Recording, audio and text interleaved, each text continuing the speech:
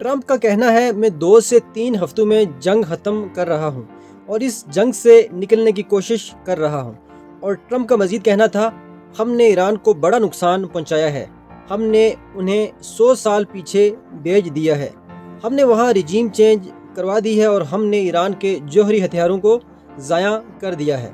और ट्रंप का कहना था हमारे पास तेल के ज़खायर मौजूद हैं, हम अब आबनाए हुर्मस नहीं खुलवाएंगे, हमने जो करना था कर दिया है, अब जिसको ज़रूरत होगी वो आबनाए हुर्मस खुलवाएगा।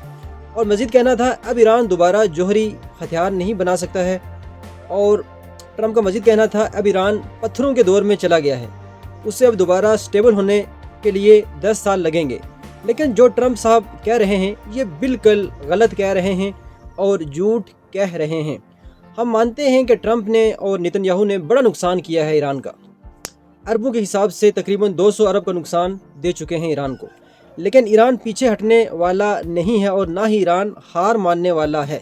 ईरान कह रहा है हम जंग को ख़त्म नहीं करेंगे, दूसरी तरफ ट्रंप साहब का कहना है हम जंग ख़त्म कर रहे हैं 2-3 हफ्तों में। हालांकि ये साफ झूठ है, जंग नहीं ख़त्म होगी। अमेरिका जब तक ईरान को हार नहीं मनवाता तब तक वो रुकेगा नहीं।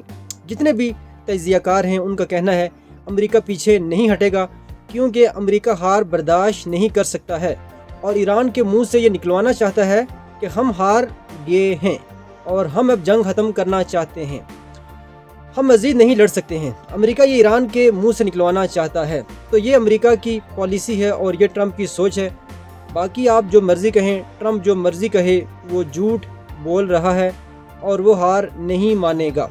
नाज़रीन अगली खबर आपको दें, स्पेन ने अमेरिका को अड्डे देने से इनकार कर दिया है और स्पेन ने अमेरिका को अपनी फ़ज़ाई हदूद इस्तेमाल करने से भी मना कर दिया है। और साथ ही इटली ने भी अड्डे देने से इनकार कर दिया है और फ्रांस ने भी अड्डे देने से इनकार कर दिया है।